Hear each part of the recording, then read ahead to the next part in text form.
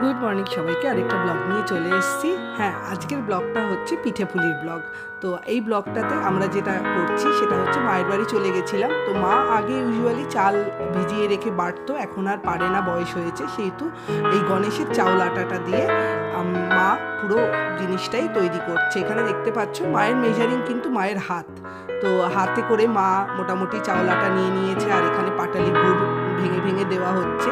পুরোটাই কিন্তু গুড় দিয়ে, গুড়ের প্রিপারেশান, যেহেতু শীতকাল নতুন গুড় দিয়ে তৈরি করতে হবে। তো আর ঘরটা কিন্তু নতুন গুড়ের গন্ধে ম ম করছিল।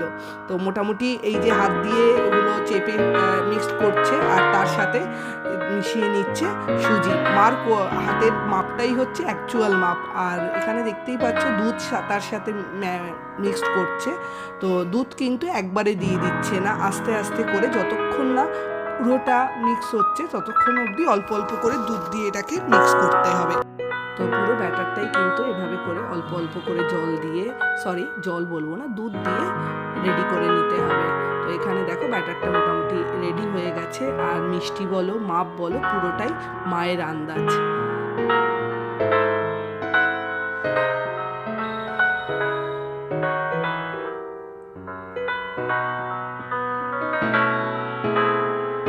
মায়ের বাড়িতে ইউজুয়ালি যাওয়া হয় না, তো যাওয়াতেই মা বলল চল, নতুন গুড় আছে বাড়িতে, সব উপকরণগুলোই রয়েছে, এবার একটু পিঠে বানাই।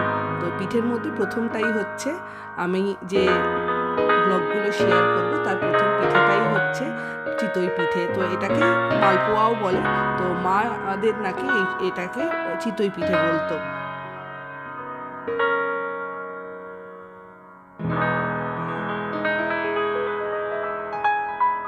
এখানে ক্ষীরও করে রেখেছে, ক্ষীর দিলে নাকি আরও অসাধারণ খেতে লাগবে। তো এই যে এখানে ক্ষীরটাও এখানে অ্যাড করে নিচ্ছে।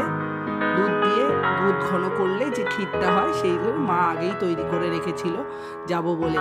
তো কড়াই এখানে বসিয়ে দিয়েছে, কড়াইতে পরিমাণ মতো সাদা তেল দিয়ে দিচ্ছে।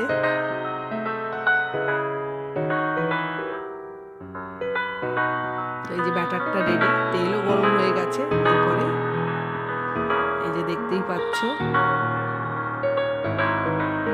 এভাবে করে পিঠেগুলো ভেজে নিলেই কিন্তু রেডি মালপোয়া।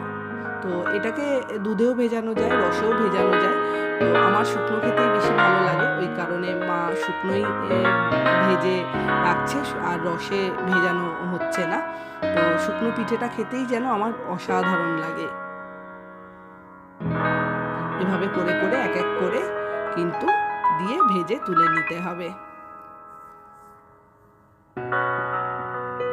আর এই শীতকালে এই পিঠেগুলো না খেলে সত্যিই বলছি মনে হয় যেন শীতটাই ঠিক মতন এনজয় করা হলো না। শীতকালে যেরকম পিকনিক রয়েছে, বাইরের ওয়েদার অসাধারণ থাকে, আর তার সাথে এই পিঠে পুলি অসম্ভব ভালো লাগে। আর যেহেতু পৌষ মাস, পৌষ সংক্রান্তিতে আমরা ইউজুয়ালি পিঠে খেয়েই থাকি।